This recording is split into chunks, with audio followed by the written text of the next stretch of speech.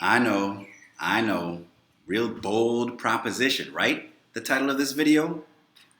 I hear you. But bear with me. And before I go into the meat of the issue, I want to make a couple of things clear.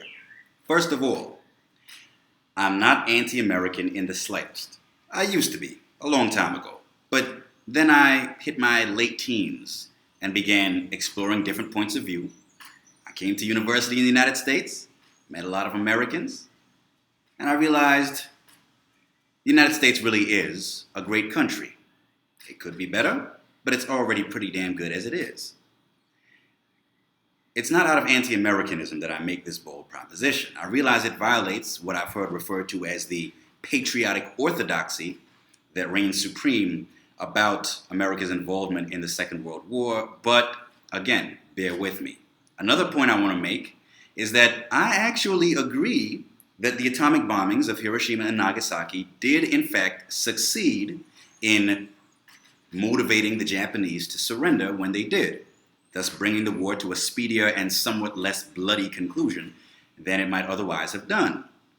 There's a whole school of revisionist history that holds that actually the Japanese really surrendered because of the news of the Soviet Union's entry into the war on the Eastern Front, I should say in the Pacific Theater, when they sent troops into Manchuria in northeastern China in August 1945. Supposedly it was the news that the Soviets had broken their own non-aggression pact with Japan and entered the war in the Pacific on the side of the Allies that really motivated the Japanese to surrender, and therefore the atomic bombings weren't practically necessary. But I actually don't buy that argument.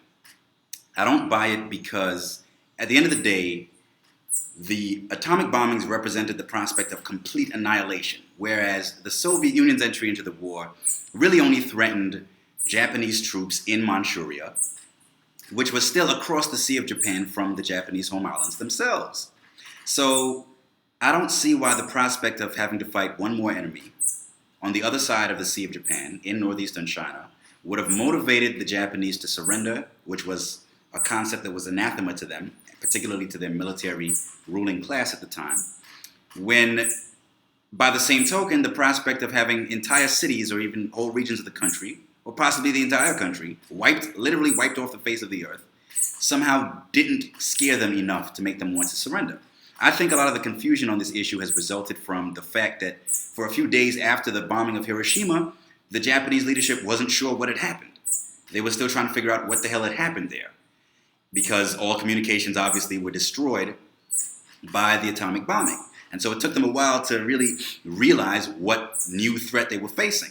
Also, it took two bombings to really send them the message that they needed to get. At least one of the top brass in the U.S. military at the time said, we're going to need to drop at least two of these things on Japan. The first one to let them know what we're capable of, and the second one to let them know that we've got more where that came from. So I think that a lot of the confusion on that issue has really resulted from the difficulty that the Japanese had in figuring out what had happened in Hiroshima for a good while after the bomb was dropped, and also after the bombing of Nagasaki a few days later. So I actually am not convinced that the atomic bombings did not achieve their stated objective. I think they did. However, that doesn't mean that those bombings did not represent terrorist attacks. Now, Jon Stewart, I think about 5 years ago, got into hot water for calling the attacks war crimes, and he had to apologize and so on. He probably had some substantial pressure placed on him by the network, by Comedy Central, as a commercial imperative. But the fact is the man was right, and what is a war crime the category of war crime will often overlap with the category of terrorism. Now, why do I say the atomic bombings represented terrorism? Well, they represented deliberate attacks on civilian targets, deliberate, violent, deadly attacks, I should say, on civilian targets in order to achieve a political objective. Now, getting Japan to surrender in the war was unmistakably a political objective. A military one as well, to be sure, but pretty much all military objectives are political anyway. Von Clausewitz, who's a major European scholar in the field of international relations, once said, war is the continuation of diplomacy by other means. Diplomacy is basically the political process that goes on between the governments of sovereign and independent countries.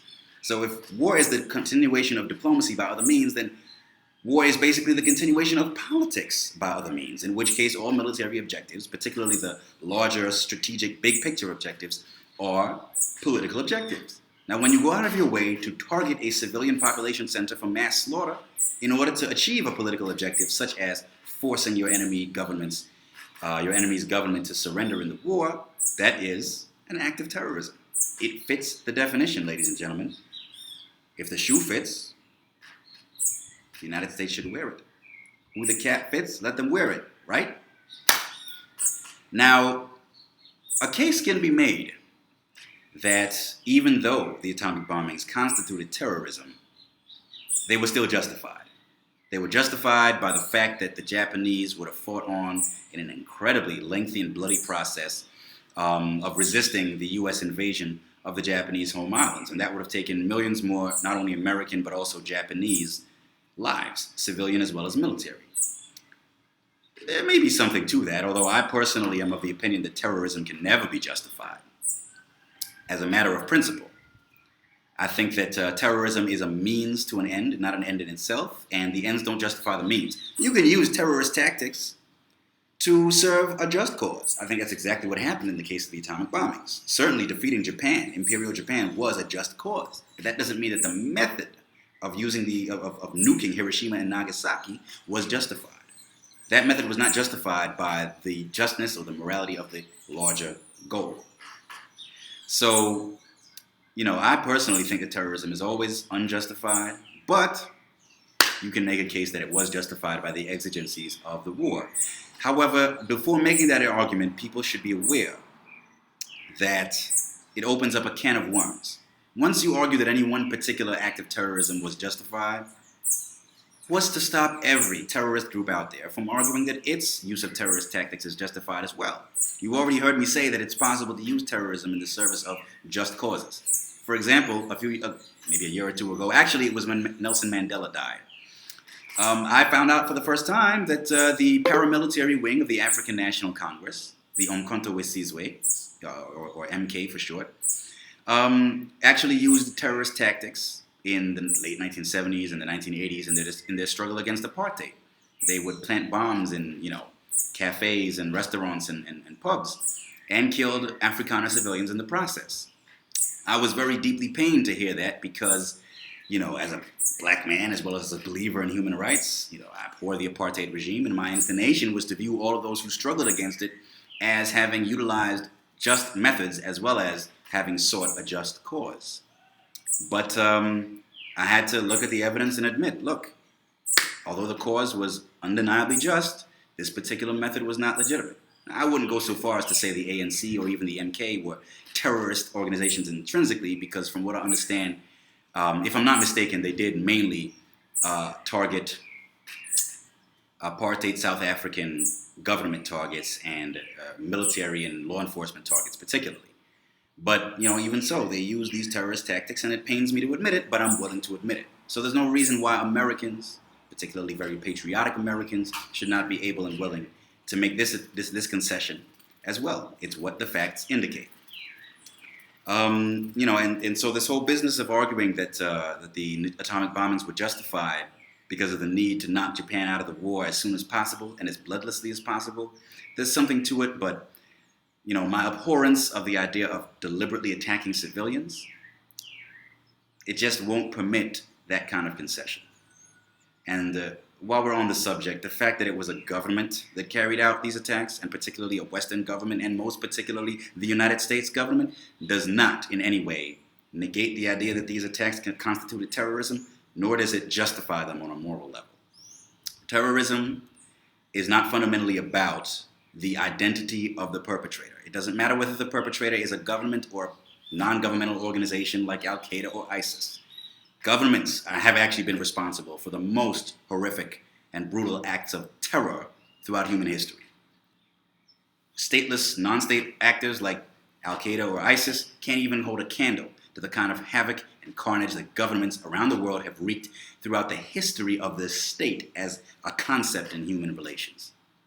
So it makes no sense to restrict the definition of terrorism only to non-governmental violence. Governments are much worse perpetrators of that kind of violence.